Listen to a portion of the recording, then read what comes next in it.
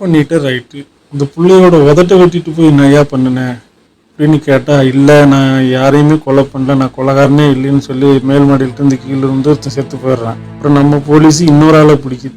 3 கொலையை உதட்ட வெட்டி தான் கொலை பண்ணியிருக்கிற, இந்த பிள்ளையோட உதட்ட வெட்டி எங்கே வச்சிருக்கிற உண்மையை சொல்லு அப்படின்னா 3 கொலை பண்ணது நான் தான், ஆனால் இந்த பிள்ளைய நான் கொள்ளல அப்படிங்கிறான். அப்போ அந்த கொலையை பண்ணது யாரு? ஹாய், விசித்திரை. இன்னைக்கு நம்ம பார்க்க போகிற படம் கலர்ஸ் ஆஃப் ஈவில் ரெட். வாங்க பார்க்கலாம்.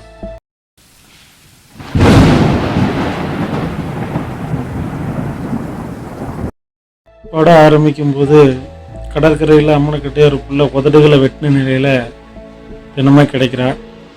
அந்த புள்ள யாருன்னு கேட்டிங்கன்னா ஒரு பாரில் வேலை செய்கிற ஒரு புள்ள, ஜட்ஜோட பொண்ணு. ஆக்சுவலாக அது பார்ட் டைமாக பாரில் வேலை செய்கிறான்.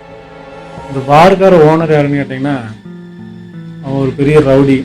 அவன் ஏற்கனவே 2-3 கொலைகளை பண்ணி அந்த அந்த கொலை ஒரு பொண்ணு 2-3 பொண்ணுங்களை கொலை பண்ணி அந்த பொண்ணுகளோட உதடுகளை வச்சு அது ட்ராஃபி மாதிரி வச்சு பார்த்துட்டு இருக்கிற ஒரு சைக்கோ கில்லர் மாதிரியான ஒரு ஆள்.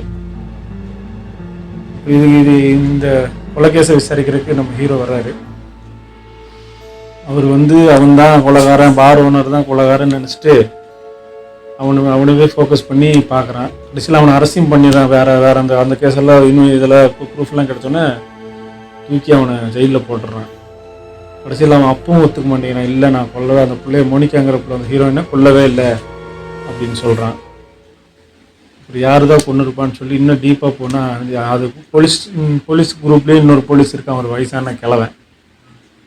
அவனோட பையன்தான் கொலை பண்ணியிருக்காங்கிறத கண்டுபிடிக்கிறாப்புல. அதை அந்த பிள்ளையோட மோதிரத்தை அவன் வச்சுருக்குறான், அதை வச்சு கண்டுபிடிச்சிடறான் நம்ம ஹீரோ. இந்த கொண்டுருக்காங்க. ஏன் கொண்டான்னு பார்த்தா அவன் அந்த பிள்ளைய லவ் பண்ணிட்டு இருந்திருக்கான். ஏதோ தப்பாக நடந்துக்க முயற்சி பண்ணும்போது ஆக்சிடென்டெல்லாம் அந்த பிள்ளை இறந்து போயிடுறான்.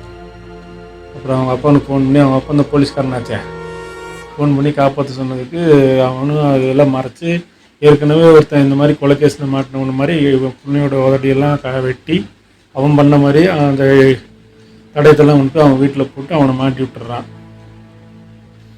லாஸ்ட்டாக இது எல்லாத்தையுமே நம்ம ஹீரோ கண்டுபிடிச்சிடறாப்புல. இது அந்த படத்தோட முழு கதை. Colours of evil red.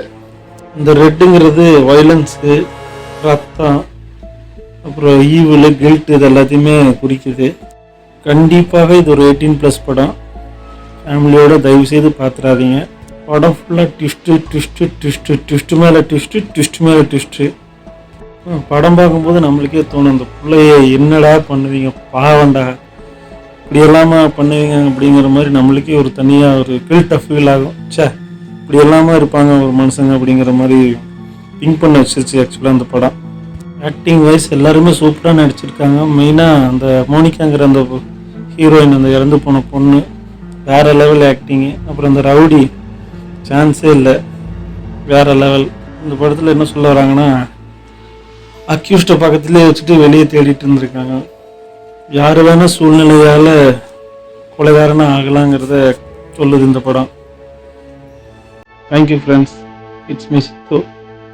Bye.